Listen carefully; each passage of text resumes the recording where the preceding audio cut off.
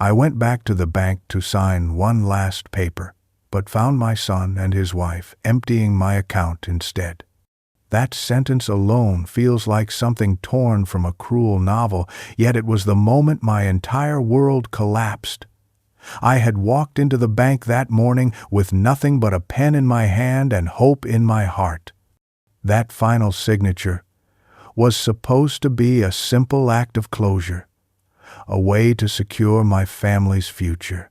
Don't forget to subscribe to the channel and comment where you're watching from, to ensure that after a lifetime of labor, my savings and my sacrifices would serve as a foundation for them.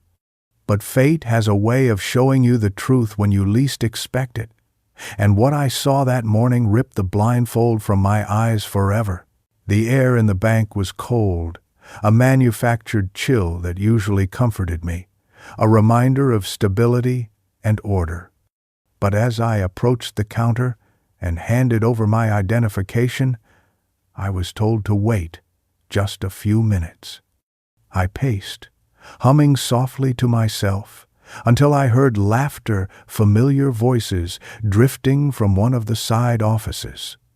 At first, I thought it was coincidence. But when I moved closer and peered through the glass, my heart nearly stopped beating.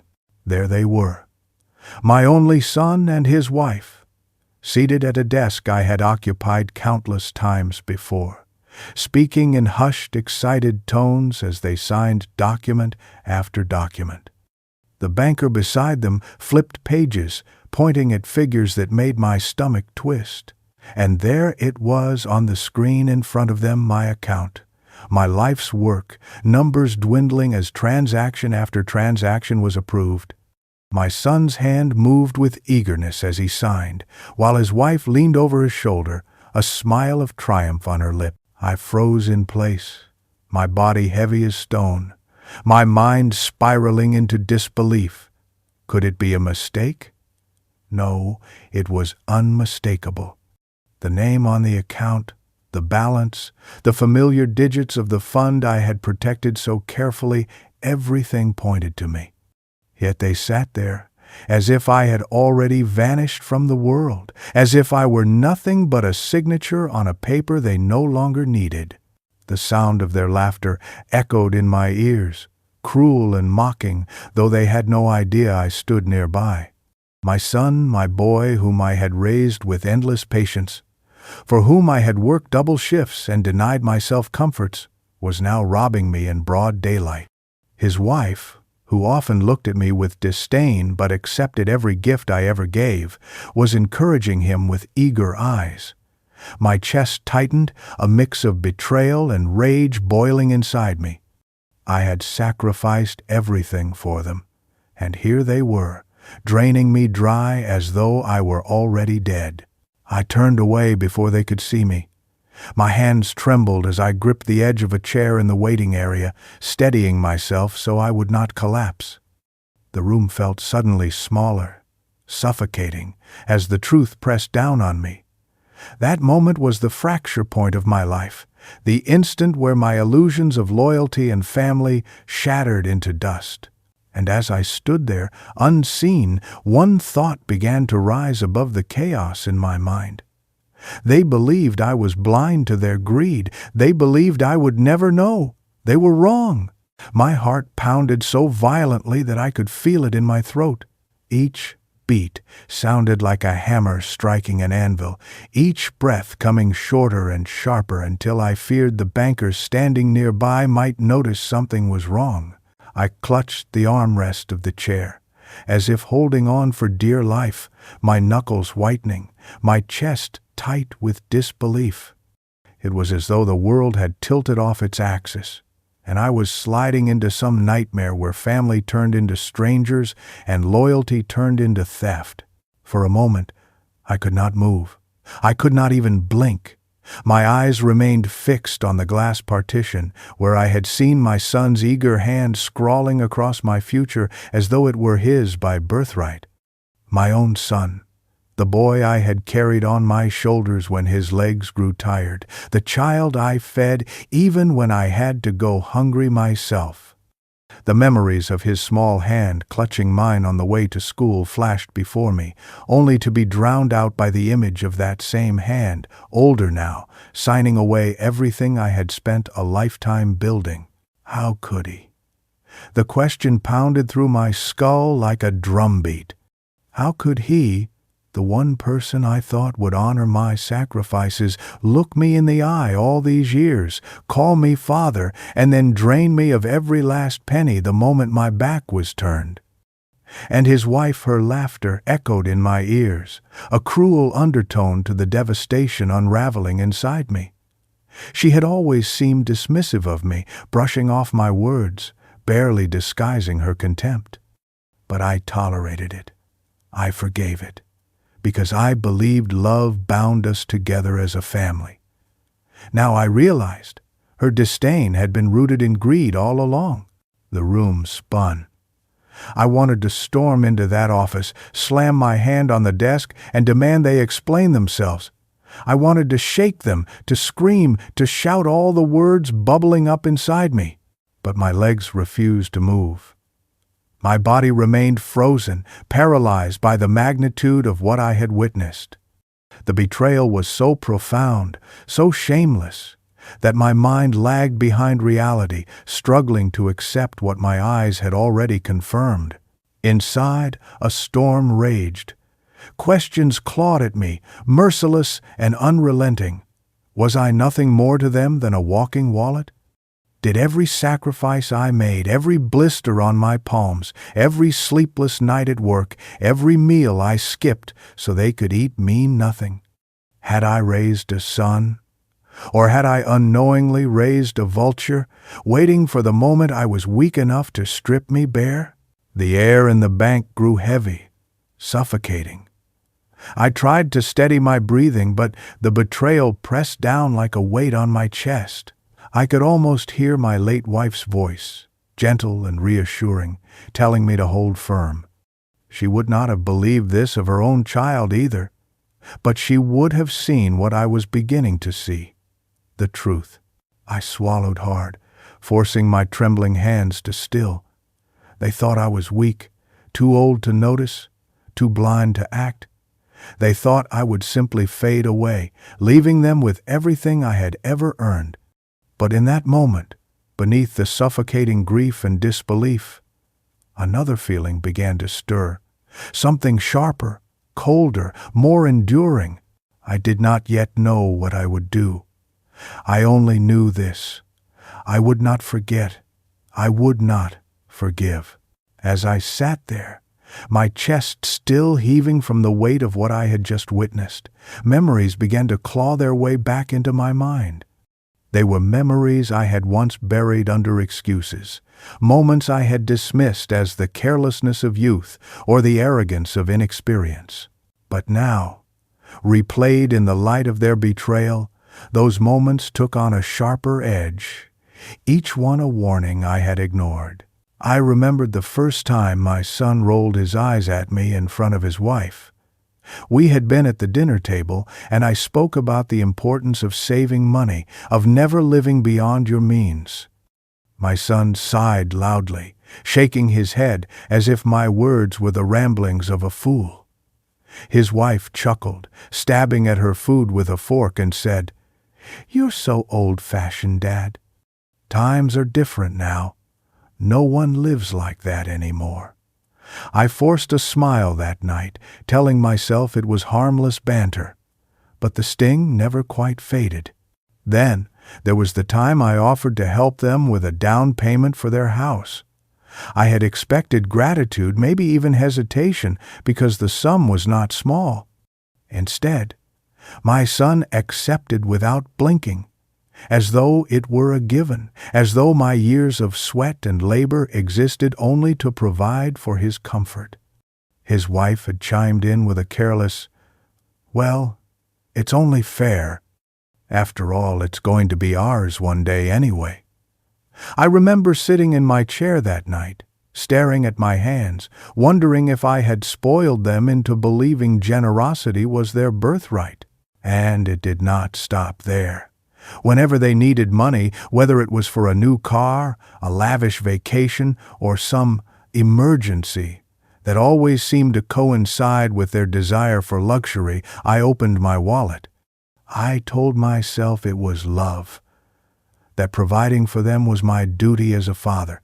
Yet every time I gave, their gratitude grew thinner, their demands bolder. They stopped saying thank you altogether. Instead, they made it seem as if I owed them, as if the life I had built was theirs by entitlement, not by my labor. I remembered one bitter afternoon when I mentioned that I might finally retire, to rest after so many years of toil. My son laughed, not kindly, but with mockery. Retire? And do what? Sit around the house? Don't worry, Dad. We'll keep you busy signing checks. His wife laughed along with him, her eyes gleaming with amusement. At the time, I chuckled weakly, swallowing the lump in my throat, because what else could I do? But now, that memory burned inside me like acid. Looking back, the signs had always been there. Their arrogance was not new. It had been growing for years, like a weed I had ignored until it strangled the garden I had planted. They never saw me as a man with limits, with dreams, with a right to peace. They saw me as a resource, a fountain that would never run dry. And when I dared to suggest otherwise, they dismissed me, sneered at me, treated me as though I were already irrelevant. The cruelty of it all was not in their words alone, but in the way they believed them. They believed I was old, outdated, a relic, whose only purpose was to fund their future. And sitting there, in that cold bank, I realized their betrayal was not a sudden storm. It was the inevitable conclusion of years of disdain, years of entitlement that I had allowed to take root. They thought my patience was weakness. They thought my silence was ignorance. They thought my love was endless, incapable of turning into anything else. How wrong they were. The more I sat in that sterile waiting area, the more the truth settled into me like a stone sinking to the bottom of a river. This betrayal was not sudden. It was not some impulsive act born of desperation. No. It was the culmination of years of arrogance, years of taking, years of me telling myself they were just young, that they would change, that one day they would see the sacrifices I had made and honor them. But I had been lying to myself. They had always been this way, and now they had proven it beyond denial. At first, grief gripped me like a vice. It pressed into my chest, making every breath painful, as though the very air I drew into my lungs was poisoned. I felt old, older than I had ever felt before. The weight of all those wasted years bore down on me. Every overtime shift, every holiday spent working instead of resting, every drop of sweat I gave for them, suddenly it all felt like ashes slipping through my fingers. What had it all been for? If the child I raised could turn into a stranger so heartless, so greedy. But grief, I realized, is like a tide. It comes heavy and overwhelming, but then it recedes, leaving something sharper behind. Slowly, that crushing sorrow gave way to something else, something colder and far more dangerous. My hands stopped trembling. My breathing steadied. Where my heart had been heavy with despair, now it hardened into resolve. They thought I was weak, a frail old man too blinded by love to see the truth. They thought they could rob me in broad daylight, laugh about it, and walk away untouched. But I was not weak. I was not blind. All my life, I had been underestimated. I had been quiet, patient, generous to a fault. People mistook my silence for ignorance, my kindness for naivety. But behind that silence lived a man who had endured every hardship life could throw at him and still survived. I had faced poverty, sickness, and loneliness, and I had always found a way through. Why should this be any different? As I stared at the glass door that separated me from my son and his wife, a thought crystallized in my mind.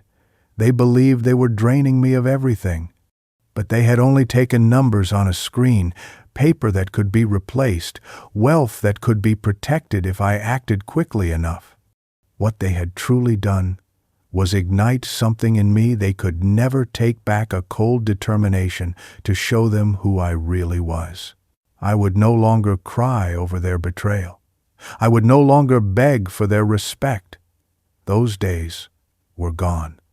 From this moment on, every move I made would be calculated, deliberate, aimed at stripping away the arrogance they wore like a crown. They had planted the seed of their own downfall, and I would be the one to nurture it until it grew into the reckoning they so richly deserved. The man who had walked into the bank that morning to sign a paper was not the same man who now sat in the waiting area. That man had died the moment he saw his son's signature scrawled across theft disguised as inheritance. What remained was someone else entirely. Someone who would not forgive, who would not forget, and who would not rest until justice was served. This was not the end of my story. This was the breaking point, and from here on, every step I took would bring me closer to retribution. In the days that followed, I found myself drawn back to the bank, not out of habit but out of necessity. The shock of what I had seen still lingered, but the fire it ignited inside me refused to die. I needed proof. I needed to confirm beyond any shadow of doubt that what I had witnessed was not a one-time act, not some misunderstanding, but a carefully laid plan to strip me of everything I had worked for. If they thought I was too blind or too trusting to notice, then they had underestimated me yet again. I entered quietly, always with a calm expression, pretending I was just another old man running errands. I learned the rhythm of the place, the clerk's shift changes, the times when conversations slipped into casual tones, the moments when whispers traveled further than they were meant to. I stood in line when I didn't need to. I sat in waiting chairs long after my supposed business was concluded, and I listened, always listening. On one of those mornings, I caught sight of them again. My son and his wife walked in as though they owned the place, their heads held high, their clothes crisp, their laughter sharp enough to cut through the low murmur of the bank lobby. I leaned slightly, pretending to read a pamphlet on retirement accounts while my ears strained to catch their words. "We'll be done soon," his wife said, her voice dripping with satisfaction. "Once everything is transferred, he won't even have a say anymore. It'll all be in your name." My son chuckled, a sound that used to bring me joy but now pierced my chest like a dagger. "He's old. He doesn't even check the details. By the time he realizes anything, it'll be too late." Her laugh followed, light and mocking. "And he'll thank us for handling it, like always. He actually thinks he's doing this for us. Can you believe that?" I clenched the pamphlet so tightly that it crumpled in my hands. Every word they spoke was confirmation of what I already knew, but hearing it in their own voices, spoken with such arrogance, was both devastating and empowering. It was no longer suspicion, it was fact. They were plotting, step by step, to erase me from my own life's work. The banker they spoke with nodded politely, shuffling papers, guiding them through forms. I could see the smug pride in their faces, the entitlement etched into every gesture. To them, it was not theft. It was inevitability. They believed I existed only as a stepping stone to their future, and once I was gone, my life savings would simply slip into their hands as though it belonged there all along. I left that day without speaking, my footsteps slow but steady. Each visit to the bank became another page in the story they were writing against me, but I was collecting those pages carefully, tucking them away, preparing for the moment I would write my own ending. Every overheard laugh, every arrogant phrase, every transaction they thought was hidden, it all became fuel. And though I kept my face calm, though I greeted the tellers with the same polite nods, inside me the storm was growing. They thought they were winning. They thought they were stripping me down piece by piece. But what they were really doing was giving me all the evidence I needed to destroy them in the end. Silent observation became my weapon, and patience became my shield. They had no idea I was watching, no idea I was listening, no idea that the man they thought so easily fooled was quietly preparing to turn the tables. After days of quiet watching, of piecing together their words and their schemes, I knew it was no longer enough to simply observe. Their betrayal had crossed a line that could not be ignored. Emotion alone would not save me. Rage, though it burned hot in my chest, could not undo what they were plotting. If I was to protect what I had built, if I was to remind them that I was not as blind as they believed, then I needed precision. I needed a plan, and for that I needed a professional. The decision weighed heavily on me. As I walked into the office of an old acquaintance, a lawyer whose competence I had admired over the years. He was younger than me, sharp-eyed, with the kind of calm presence that spoke of experience in battles far uglier than mine. I had used him once before, many years ago, for a small matter of property paperwork. He had impressed me with his thoroughness then, and now, as I sat across from him, I hoped that same sharpness would become my sword and shield. He listened quietly as I spoke. At first, the words caught in my throat, the shame of betrayal making it difficult to voice the truth aloud. But once I began, I did not stop. I told him about the day at the bank, about the signatures, the documents, the smug smiles on my son and daughter-in-law's faces.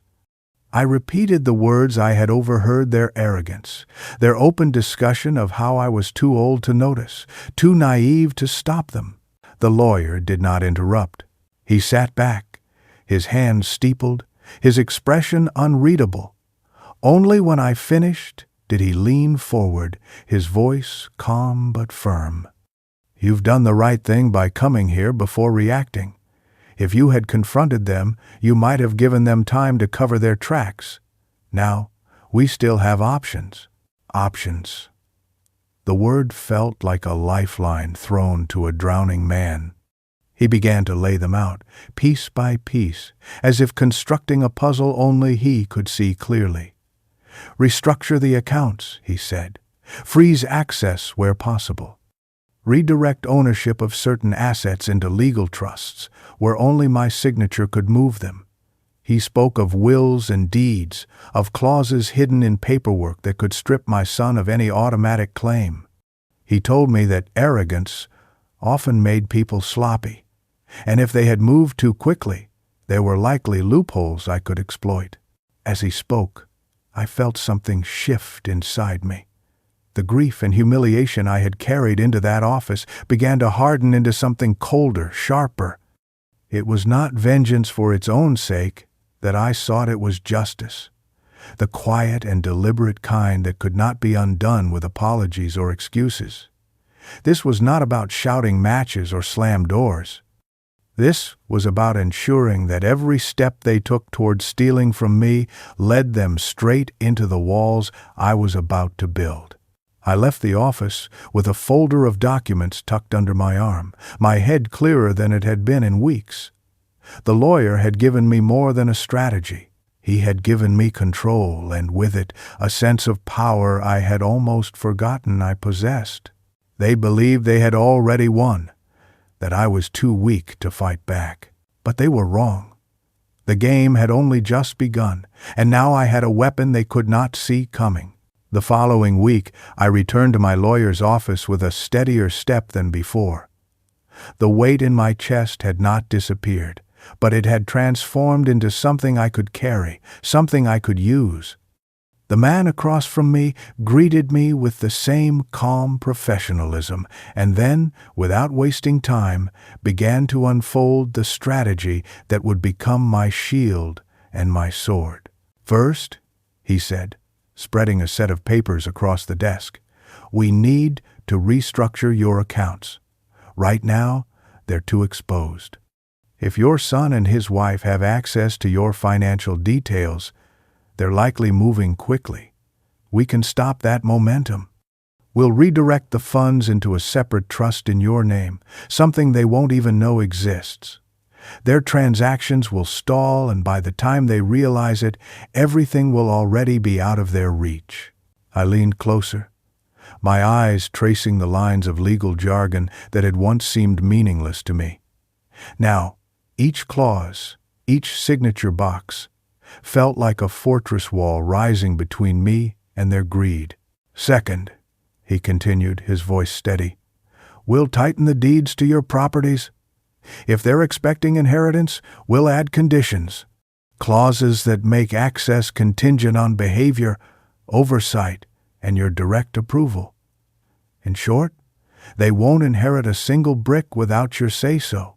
The bitterness in my throat eased slightly at his words. My son had always assumed that everything I had would eventually fall into his hands, as if by divine right.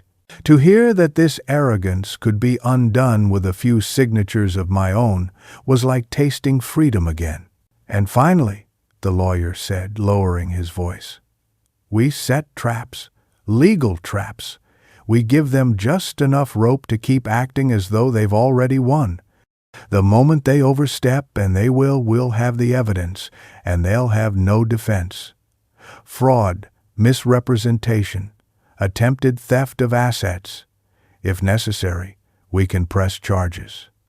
But often, just the knowledge that they've been cornered is punishment enough." I sat back in my chair, the words echoing through me. For years, I had lived with the quiet ache of being dismissed, ignored, treated as though my love and my sacrifices were obligations rather than gifts. But now, I was being given the tools to remind them that I was not a fool, that I had teeth, sharp enough to cut through the arrogance they wore like armor. The lawyer paused, studying me. "You've been generous all your life. Too generous, perhaps. They think you're incapable of standing against them. Let them keep thinking that. Your greatest advantage now is their underestimation of you." I nodded slowly, my jaw tightening. Let them laugh. Let them call me old-fashioned, irrelevant, a relic. They had no idea what was waiting for them. No idea that each step they took was leading them closer to the edge of a cliff I had quietly dug beneath their feet. As I left the office, the late afternoon sun fell across the street, casting long shadows on the pavement. I felt the same shadows within me, stretching from grief into resolve, from weakness into strength. The strategy was no longer just ink on paper, it was the quiet promise of justice. They thought they had taken everything from me. They hadn't realized yet that what they had really given me was purpose. And soon, when the walls closed in around them, they would know exactly who had built them. That night, long after I had left the lawyer's office, I sat alone at my kitchen table with the folder of documents spread out before me. The papers glowed faintly under the single overhead bulb, stark and unyielding, a reflection of the decisions that had already begun reshaping my life. I traced my fingers along the lines of ink, feeling the weight of every signature, every clause, every safeguard that now stood like a barrier between me and the greedy hands of my son and his wife. For most of my life I had lived for their approval. Every sacrifice I made, every penny I saved, every indulgence I denied myself, I did it with the thought that one day they would look at me with pride. I had imagined my son saying, "Thank you, Dad, for giving me everything I needed." I had dreamed of my daughter-in-law softening toward me, recognizing that every gesture came from love, not obligation. Those dreams had kept me alive through lean years, through nights when I came home too tired to even eat, through winters where the cold seeped into my bones, but I kept working anyway. But what had all that devotion bought me? Nothing but contempt. To them my sacrifices were not noble, they were expected.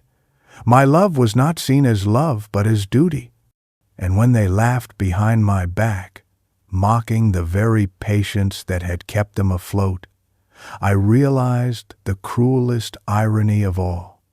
I had wasted decades seeking approval from people who had never valued me at all. Yet, strangely, that realization did not crush me. It freed me. For the first time, I no longer felt the desperate hunger for their gratitude. I no longer needed their smiles, their praise, their empty gestures of affection. Their approval was a prize I had chased too long, a mirage that had led me into deserts of self-denial and disappointment. Now that mirage had burned away, leaving behind only the truth, and in that truth I found my strength. I leaned back in my chair, staring at the ceiling as the vow formed in my mind, clear and unshakable. Never again would I allow myself to be underestimated. Never again would I let my silence be mistaken for weakness, my kindness for stupidity. They thought they knew me, thought they had measured me, thought they had me pegged as an old man too weary to fight back. But they had only seen the surface. They had never seen the steel underneath. A quiet resolve settled over me, deeper than anger, stronger than bitterness.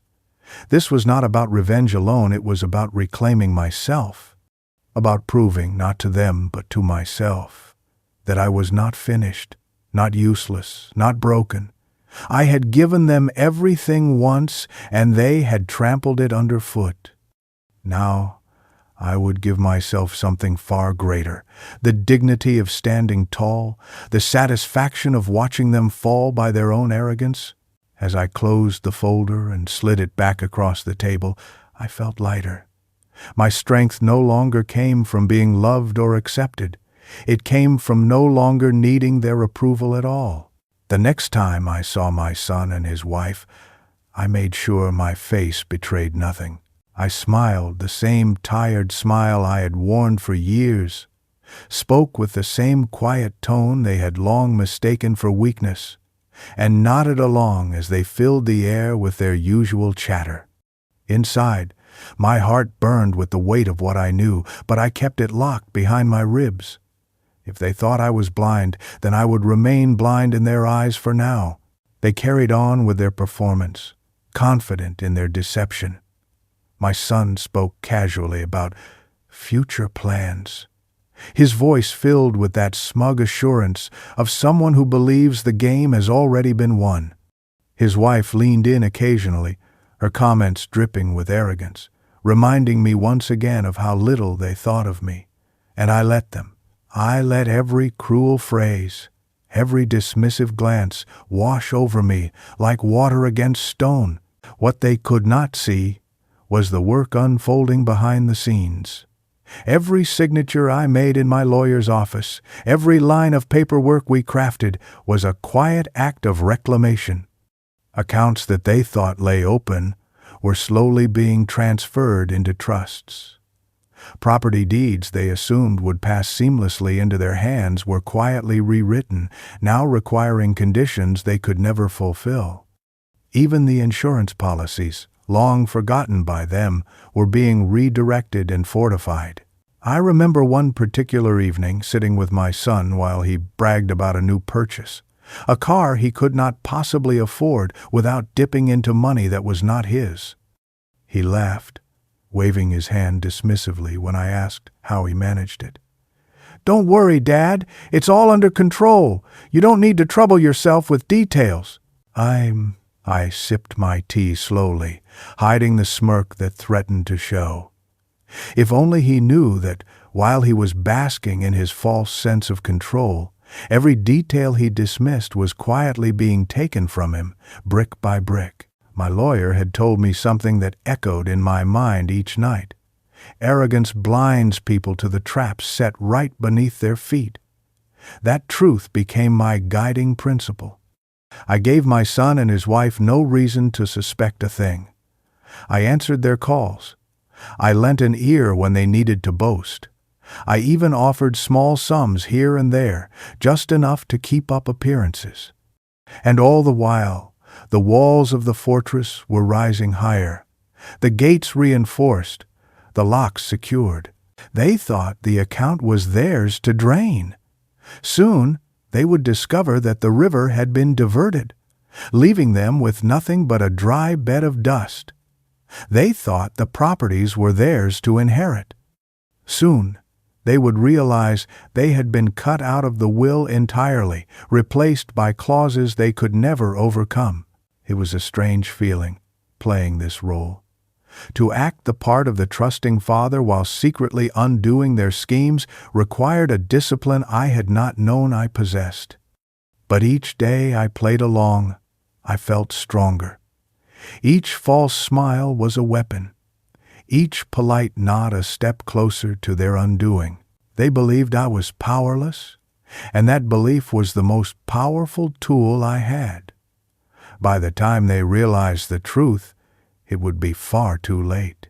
One evening, after another quiet day of pretending ignorance, I returned to the home I had built with my own 2 hands. The sun was dipping low, casting a golden glow through the windows, the light stretching across the wooden floors I had laid decades earlier. I paused at the doorway, resting my hand on the frame, and for the first time in a long while I let myself simply stand and look. This house was more than wood and brick.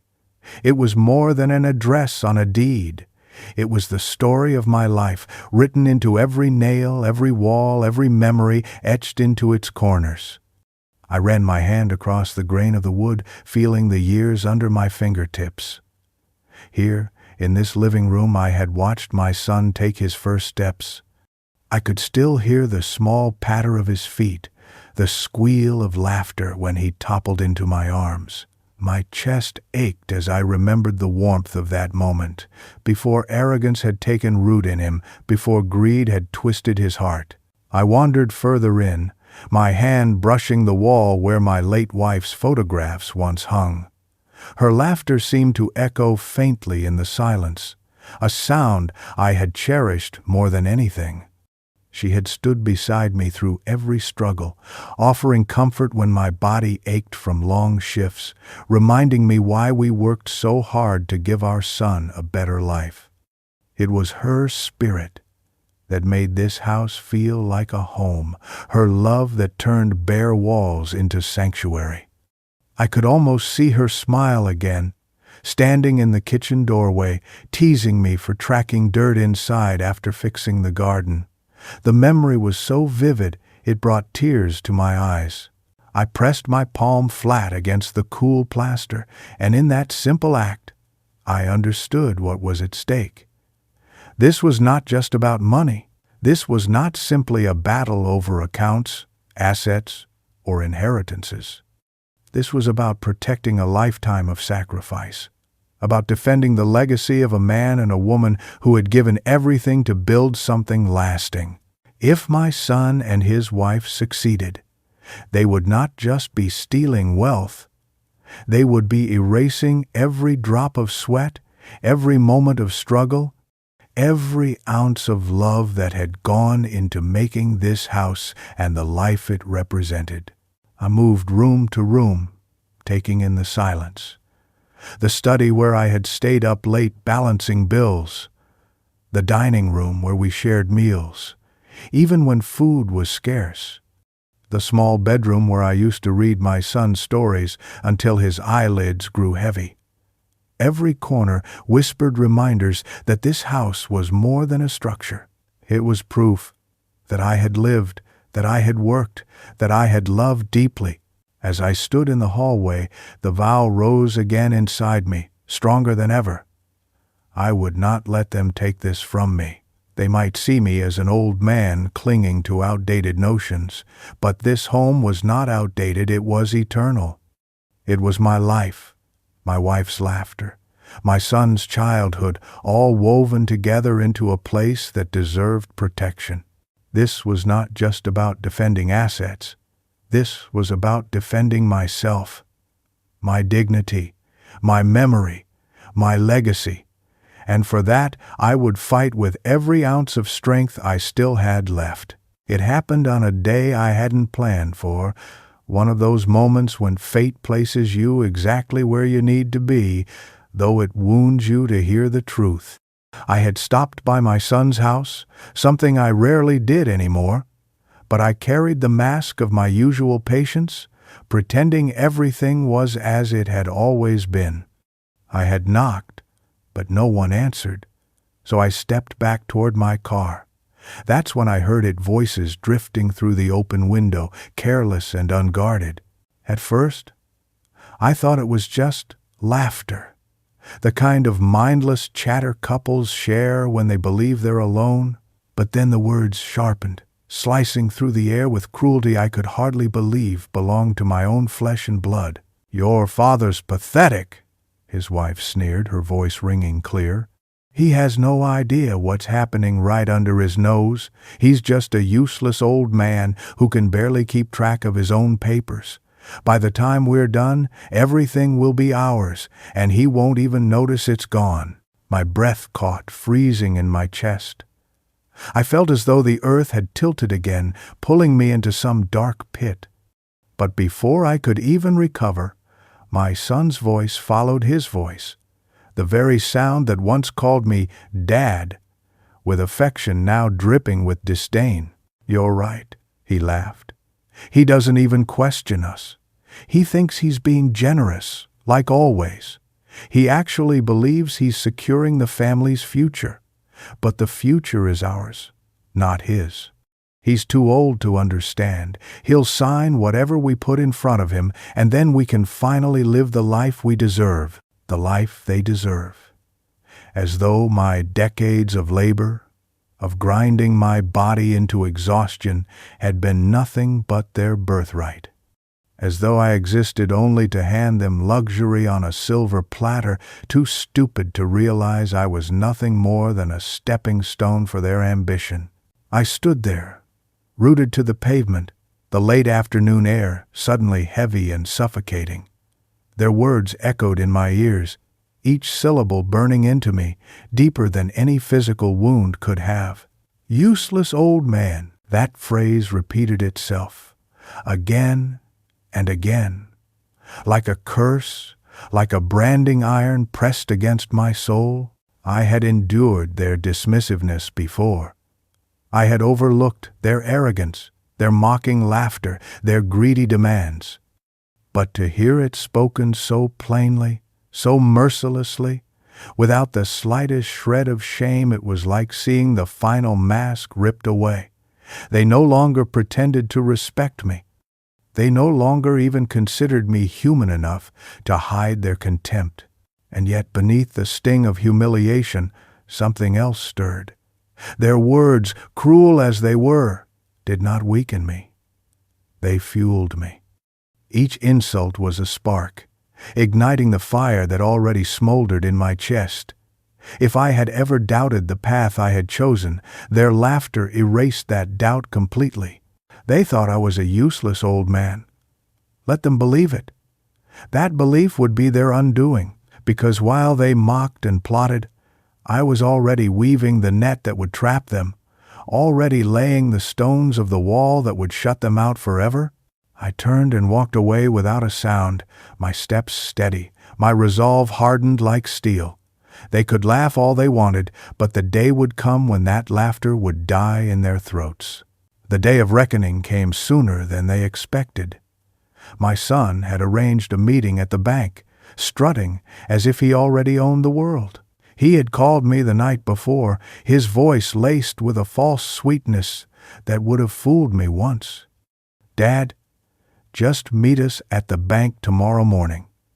There are some last details we need to finalize. Don't worry, it'll all be quick. Just your signature, and everything will be taken care of." I agreed, keeping my voice calm, concealing the storm raging inside me. He had no idea that every paper he planned to shove in front of me had already been rendered useless. Every scheme already unraveled by the work my lawyer and I had done in silence. That morning, I walked into the bank with steady steps, my lawyer at my side. My son and his wife were already there, their expressions smug, their voices raised with the easy confidence of thieves who believe no one is watching. My son waved me over with the same casual authority he used to reserve for asking me to hand over money. "Dad, good, you're here," he said, sliding a folder across the table. "Just sign these last few forms and we'll have everything set. It's all just routine." I didn't touch the pen. I let my lawyer sit beside me, his briefcase opening with a crisp snap. For the first time, my son's smile faltered. "Actually," my lawyer said, his voice cutting through the room like a blade, "there's been a change in the arrangements. The accounts in question have been frozen. All access beyond the primary holder has been revoked. Furthermore, the properties tied to Mr. Hepson," he gestured toward me, "have been transferred into trusts that require his explicit authorization for any movement. As of today, no one but him has the legal right to alter or claim those assets." Silence fell like a hammer. My son blinked, confusion twisting into disbelief. His wife leaned forward, her face paling, her mouth opening as if to argue, but no sound came out. The banker shifted uncomfortably in his chair, glancing at me, then at the lawyer, then back at the couple who were rapidly losing their composure. "What are you talking about?" My son finally spat, his voice trembling with anger. "That's impossible. You've already done nothing," my lawyer interrupted smoothly, sliding papers across the table. "Every attempt to transfer funds has been traced and documented. Every request you filed under the guise of assisting your father has been reviewed and blocked. Legally, you hold no claim. The safeguards are locked in place, and any further attempts will be considered fraud." The words landed with the weight of finality. My son's face flushed red, his jaw tightening as he turned toward me. "Dad, what is this? What have you done?" I met his gaze, calm and steady. My voice, even as I spoke for the first time. "I did what any man would do when he realizes his own family is trying to steal his life from him. I protected myself. I protected everything your mother and I built." His wife slammed her hand on the table, her voice shrill. "You can't do this! It's ours!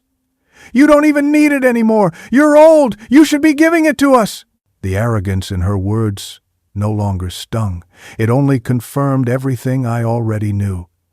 I sat back, letting the silence stretch, watching their faces contort as the realization sank in. They had lost.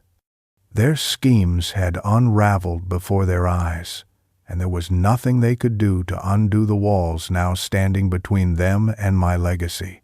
The trap had sprung, and it had closed tight. The moment the truth was laid bare, the thin mask of civility my son had worn for so long tore apart. His face flushed crimson, his voice rising until it filled the entire bank office. He slammed his fist against the polished table, startling the banker into silence. "How could you do this to me, Dad?" he shouted, his voice cracking with a mix of outrage and desperation. "After everything I've done for you, after all the time I've spent taking care of things for you, this is how you repay me?" The sheer audacity of his words might have stunned me once, but not now. I sat in my chair, calm, steady, letting his anger crash against me like waves against a cliff. My lawyer remained composed beside me, his pen poised, his eyes fixed on the spectacle unraveling across the table. His wife leaned forward next, her sharp voice slicing through the air like a blade. "You're pathetic. You don't even know what you're doing. You're ruining everything for us, for your own family. Don't you care about anyone but yourself? You selfish old man." I turned my gaze to her, meeting her glare without flinching.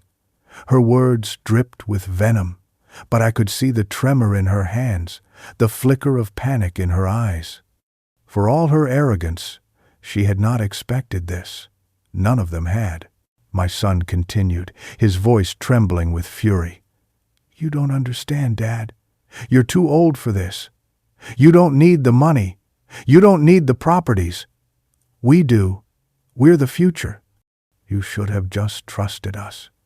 But instead, you've chosen to betray your own blood." The irony of his accusation almost made me laugh, but I did not give him that satisfaction. Instead, I leaned forward slightly, my voice calm, even controlled. "I trusted you. For years I trusted you with my love, my patience, my sacrifice. And what did you do with it? You spat on it. You mocked it.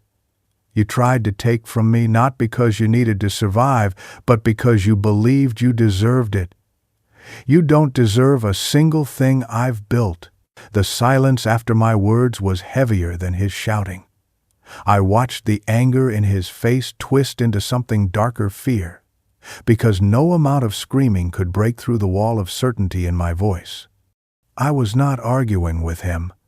I was declaring the truth. His wife hissed, "You'll regret this. You think you've won, but we'll find another way. You can't keep this from us forever." I let her words hang in the air before I answered, slowly, deliberately. "What you failed to understand is simple. I don't have to keep this from you forever. I only have to keep it from you long enough. And I already have. The doors are closed, the locks are sealed, and every path you thought was open has already been cut off. You will never touch what you tried to steal." My son leaned back in his chair, seething, his fists clenched tight. He opened his mouth to shout again, but no words came. For once, the silence belonged to me. And in that silence, I knew my calm had cut deeper than any scream ever could. The office was no longer just a private room for a family matter. It had become a stage, and my son and his wife were performing a spectacle that stripped away the last illusions of respectability they had ever worn. The banker, who had been shuffling papers nervously at the start of the meeting, now sat frozen, his eyes wide as my son's shouts reverberated through the room. My lawyer remained composed, his gaze steady, every word my son spat serving only to strengthen the case we had quietly built behind closed doors. Outside the glass walls of the office, I could see people glancing in. A teller passing by slowed, then stopped, her expression shifting from curiosity to unease as she caught pieces of the shouting. 2 other bank employees lingered near the hallway, their heads turning toward the commotion. What my son and his wife didn't realize, or perhaps didn't care about in their blind rage, was that their tantrum was no longer contained. Their voices carried, and their arrogance was on full display for every stranger within earshot. "You can't do this to us," my son bellowed, his voice trembling not with sadness, but with entitlement. He slammed his fist against the table again, loud enough to make the banker flinch. "I'm your son. This is supposed to be mine. I deserve it. You're just an old man clinging to things you don't even use anymore." The words hung in the air, ugly and raw.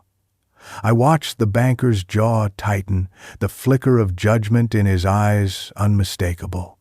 My lawyer shifted a document across the desk, deliberately loud enough for the others in the room to see.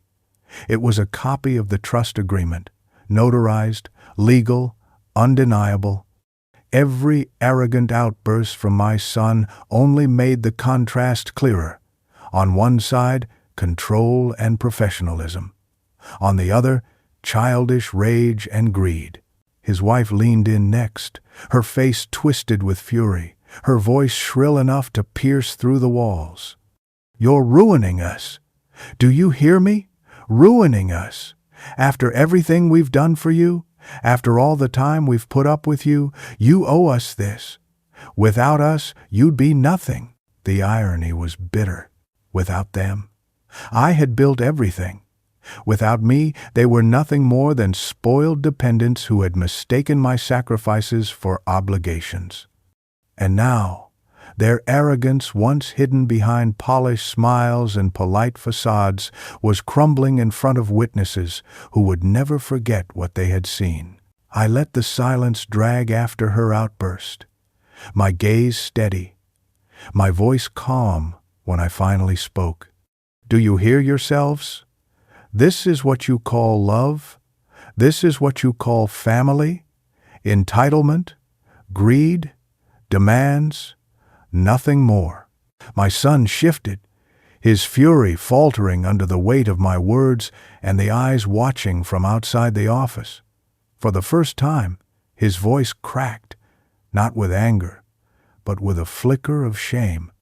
He looked around as though realizing too late that his performance had not been in private, that his desperate attempts to assert control had exposed him as nothing more than a spoiled, arrogant child in the eyes of strangers. The banker finally cleared his throat, his tone clipped and formal. "Mr. Everything is legally in order. There is nothing more to discuss here. Any further disturbance will require us to ask you both to leave the premises." My son's face drained of color. His wife crossed her arms, seething, but the fight in her words had lost its force. They had wanted to paint themselves as heirs, as rightful inheritors of what I had built.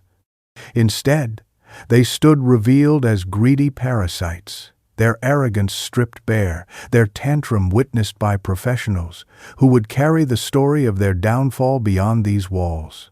And as I sat quietly, watching them squirm under the spotlight of their own behavior, I realized I no longer needed to say much at all. Their exposure was complete. Their downfall had begun. The silence that followed the banker's sharp words was suffocating. My son, who only minutes earlier had been shouting and demanding, now sat stiff in his chair, his face pale beneath the flush of anger that had once colored it. His eyes darted from the stack of legal documents on the table to the calm, unyielding expressions of the banker and my lawyer. Every line of ink, every signature, every stamped seal was a nail hammered into the coffin of his imagined victory. He reached for the papers, snatching one up as if sheer force could change the truth it contained. His hands trembled as he scanned the clauses, his lips moving soundlessly as though the words might rearrange themselves if he willed it hard enough. "No," he whispered, his voice cracking. "No, this isn't right. This can't be right." But it was right. More right than anything had been in years. I had ensured it. His wife leaned over his shoulder, her face twisting with fury as her eyes raced across the lines. "What does this even mean? He can't just take it all back," she hissed, her voice sharp enough to make the banker's brows rise. She jabbed her finger at the page, as if her anger alone could erase the seals of law that protected me now. But the documents did not bend. They stood like stone. Every asset had been redirected, every account safeguarded, every property sealed under terms they had no power to breach. Their arrogance, which had once convinced them I was a defenseless old man ripe for exploitation, now collapsed under the sheer weight of their ignorance. My son dropped the paper back onto the table, his fingers shaking. He turned to me then, his voice rising again, but weaker this time, the edge of desperation unmistakable. "Dad, please. You can't do this. I'm your son. You raised me for this. You worked your whole life for me. Don't you understand? It's supposed to be mine." I met his eyes, calm and steady, my voice cutting through his pleas with finality. "I raised you to be a man, not a thief. Everything I built was out of love, not obligation. And you spat on that love. You thought it made me weak, but all it did was blind me to who you really are. You don't deserve any of this, and now you will have none of it." The words landed harder than his wife's insults or his own tantrum. For the first time, his shoulders sagged, the fight draining from his posture. The entitlement that had once filled him, that sense of certainty that everything would always fall into his lap, began to crumble before my eyes. He was no longer a conqueror of fortunes. He was a child who had lost the game he thought was already won. The banker and my lawyer exchanged quiet glances, but neither spoke. There was no need. The humiliation was complete. My son sat in silence, his jaw clenched, his eyes glassy with a rage he could no longer channel. His wife crossed her arms tightly, glaring at me as though she still believed I had wronged them, but even she said nothing more. The fortress had closed, the doors barred, and they were left standing outside in the cold. For the first time in years, I felt no fear, no grief, no doubt. I had won. And their humiliation was the proof. When the meeting ended, it was not with shouts or slammed doors, but with a silence heavier than stone. My son and his wife sat there, stiff and defeated, while my lawyer calmly gathered the papers back into his briefcase. The banker avoided their eyes, his professional mask firmly in place, though I could see the faint flicker of disapproval lingering in his expression. It was the kind of look that would haunt them long after this day, reminding them of the humiliation they had brought upon themselves. I rose from my chair slowly, deliberately. My son glanced up at me, his lips parted as though to speak, but no words came. His wife crossed her arms and turned away, her jaw tight, her face pale.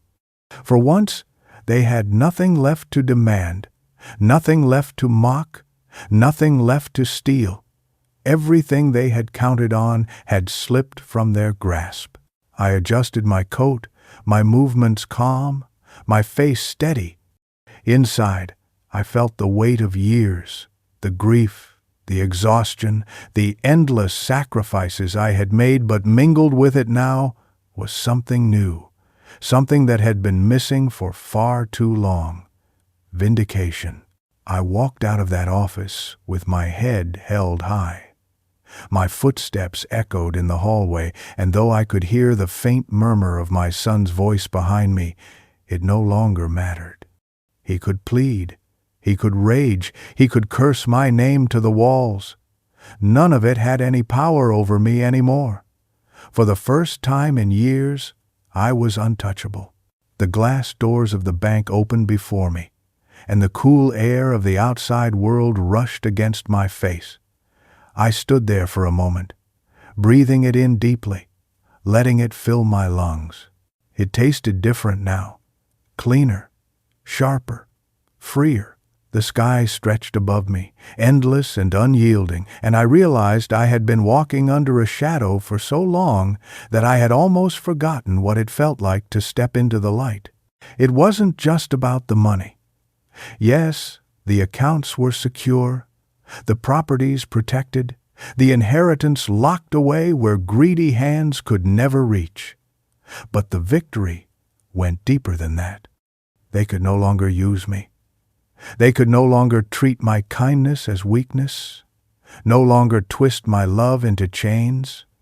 The man they had mocked, the useless old man they had dismissed, had risen from the ashes of their betrayal stronger than they had ever imagined. And in that strength, I found peace. I walked away knowing that no matter what they said, no matter how they tried to spin their lies, the truth had been revealed not just to me, but to those who witnessed their tantrum, to those who saw the greed behind their masks. Their arrogance had crumbled in public view, and their humiliation would follow them like a shadow they could never escape. For years I had lived with the ache of being unappreciated, unseen. Now I lived with the quiet satisfaction of victory. They could never take that from me. They could never touch me again. When I returned home after the confrontation, the silence of the house greeted me like an old friend. For years, that silence had been heavy, almost unbearable, a reminder of absence, of my wife's laughter gone, of my son's respect vanished, of the love I had once believed bound us as a family.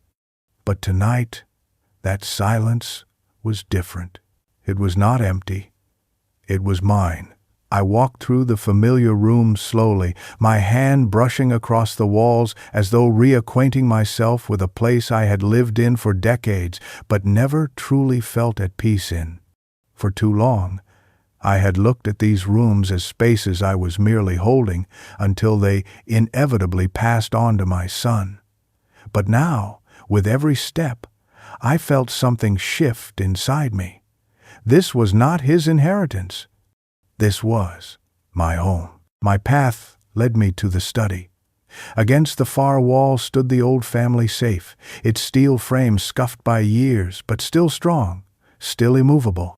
I had bought it decades ago when my savings first began to accumulate, and over the years it had come to hold more than just documents and valuables. It had held my confidence, my trust in the idea that I was building something worth passing on. I knelt before it, running my fingers over the cool metal. For the first time in years, I felt the weight of its presence, not as a burden, but as a symbol. I placed the key in the lock, turned it, and heard the heavy click that had always reassured me. The door swung open, revealing the neat stacks of papers, deeds, bonds, and the few treasured items I had stored inside. I checked each one carefully, my eyes scanning signatures, stamps, seals, all the defenses now standing firm against betrayal. Then, slowly, deliberately, I began placing the new documents inside the trust agreements, the revised deeds, the safeguards my lawyer and I had worked tirelessly to build. Each folder slid into place like a brick laid into a wall, sealing not only my assets, but my dignity. This was no longer just a safe. It was a vault of my independence, a monument to the fact that I had taken back control of my life. When the last paper was inside, I stood back and stared at it for a long moment. My wife's photograph sat atop the stack, her gentle smile frozen in time. I whispered softly, "It's safe now. They'll never take what we built." For the first time since her passing, I felt as though I had honored her memory, defended not only our home but the legacy of our love. I closed the door and turned the key, listening to the solid lock snap into place. That sound reverberated through the house, echoing in the silence like a declaration. This was mine, and it would remain mine. As I straightened and looked around the room, the air felt lighter. The walls no longer pressed down on me with the weight of betrayal. Instead, they seemed to stand taller, as though the house itself recognized my victory. For the first time in years, the house felt like home again, not a place I was holding for someone else, but a place where I belonged. And in that moment, I knew I had not just secured my finances. I had reclaimed my dignity, my peace, and my right to live the rest of my days free from the chains of their greed. I sat by the window that night, the house wrapped in quiet darkness. The only light a soft glow from the lamp beside me. The documents were safely locked away, the doors and windows secured, but more importantly, my heart was steady. For the first time in years, I did not feel the gnawing weight of worry pressing down on me. Instead, there was a calm I had almost forgotten existed. I thought back over the decades I had spent giving time, giving energy, giving love, and most of all, giving sacrifice. Every hour I worked when I was sick, every meal I skipped so my family could eat, every dream I put on hold so my son's dreams could flourish. I had given everything I was, believing that in return I would receive gratitude, respect, maybe even love. That was the lie I had lived in. the illusion I had built my life around. But the truth had been revealed in the cruelest of ways. My son and his wife had shown me that to them I was not a man, not a father, not a human being who had bled and suffered for them. I was a resource, a bank account with legs, a useless old man who existed only to be drained until nothing was left. They had chosen greed over love, arrogance over respect, entitlement over gratitude. For a long time, that realization cut me deeper than any knife. It made me feel hollow, used, discarded. But now, as I sat in the silence of my home, I realized something else. Their choice had freed me, because I no longer had to chase after their approval, no longer had to beg for their recognition. I no longer had to break myself in half just to keep them whole. They had chosen greed, and I had chosen peace. It was not money that mattered most to me now.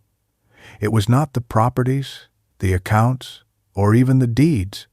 What mattered was the fact that I had reclaimed myself. I had drawn a line they could never cross again. I had reminded myself that I was not weak, not foolish, not powerless. I was a man who had given everything, and when they tried to take even more, I had found the strength to stop them. I looked around the room, the walls glowing faintly in the lamplight. This house, once heavy with disappointment, now felt alive again. It belonged to me not because of any paper or seal, but because I had defended it, defended the memories within it, defended the love that had built it. A faint smile crossed my lips as I leaned back in my chair. I thought of my wife, of how proud she would have been to know that I had stood firm. I thought of the years I still had left, years I would no longer spend shackled by their entitlement. For once, those years were mine alone. Yes, I had once given everything for family. But now I was giving myself something far more valuable, something they could never steal, never mock, never diminish: peace. Your time means a lot. Thank you for listening to my journey. If you enjoyed this story, don't forget to like the video, subscribe to the channel, and share your thoughts in the comments. To hear the next story, just click the box on the left.